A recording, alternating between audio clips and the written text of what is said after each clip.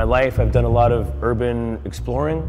We'd explore abandoned buildings, we'd explore the old train station, we'd explore abandoned tunnels, we'd get takeout food and eat it on the top of an abandoned water tower at a factory in downtown Detroit. I love that shit. They are buildings of historical importance, but not on the National Heritage List. If they're on the National Heritage List, then they'd be untouchable and they have to stay as is. But right now, they're just falling apart more and more every day.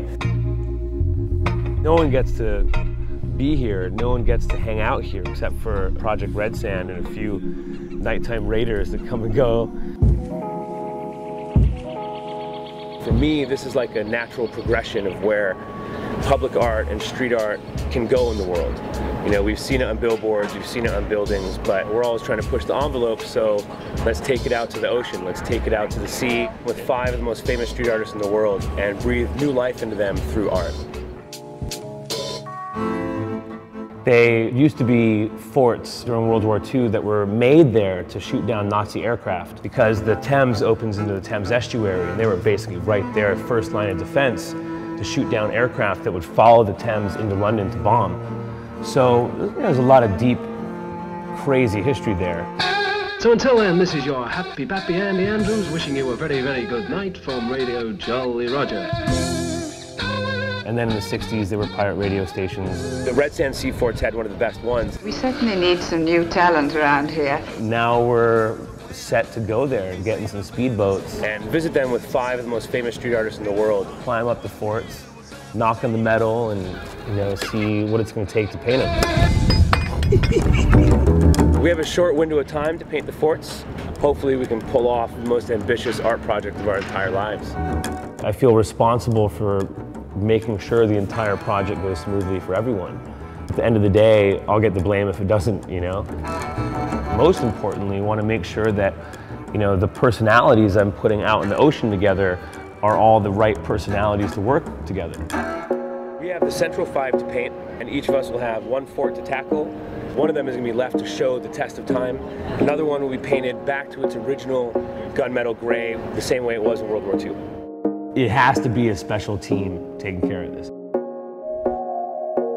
Shepard Fairey is probably one of the most famous street artists in the world. He started out with his Obey giant stickers in the 80s and has since then become one of the most iconic figures in street art in American history, and will probably go down as one of the Warhols of our generation.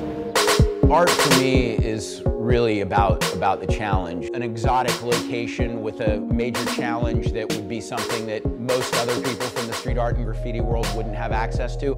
Hell yeah, I want to do that. Looking at things and saying, hey, this has got historic value, whether it's the earth itself or something that's been erected upon it, is very exciting to me. The idea of reminding people that preservation is really valuable is something that makes me proud to be part of the Painted Oceans project. Then we have Futura 2000, one of the most famous artists out of the late 70s, early 1980s graffiti movement in New York City. Had a really wild, crazy life and has been one of the most influential artists in abstract, expressionistic graffiti. Then we have Hal and Nazem, twins who are 2 of the most prolific graffiti artists on the planet. They have painted trains in over 80 countries. Hal and Nazem are actually from Germany. And I like the connection that they're from Germany, being that these forts are actually built to fight the Germans. So there's something nice about bringing them back to do something really creative and positive on these forts. We also have the London Police joining us, which is awesome. Their reputation precedes them. Been doing street art since the very beginning, all over the world. I paint in the streets about once a month, legally.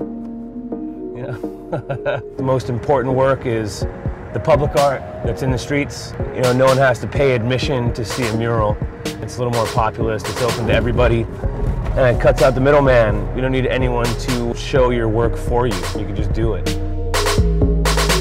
We're probably going to be working harder than normal just because we have Shepard Fairey on one side and Hal and Nazem on the other. So you're going to want to make yourself look good, It's going to be like a village out in the middle of the ocean. For that, time, it's probably going to be the coolest place to be on the planet. We only have a small window of the year that it's safe to paint out there, yet still there's a million obstacles to overcome. You can't come in on the tide, it's only going to give you 4 hours a day to do that. So you got to be sleeping here to paint in the morning and sleeping here to paint in the night. Each artist is going to have maybe 10 days to paint, souped up like Navy SEALs with safety gear, strobe lights, GPS. These sea forts have been a timeless symbol of resistance. From fighting the tyranny of the Nazis in World War II, to fighting censorship in the 60s in their pirate radio era, they've always been on the front line against oppression. That makes them a perfect icon for the street art and graffiti movement. And I want to share that story with the new generation. They're going to put everything into it, blood, sweat, and tears. No one will leave till it's done. Hopefully everyone can swim. Hopefully no one gets seasick. And yeah, we'll see.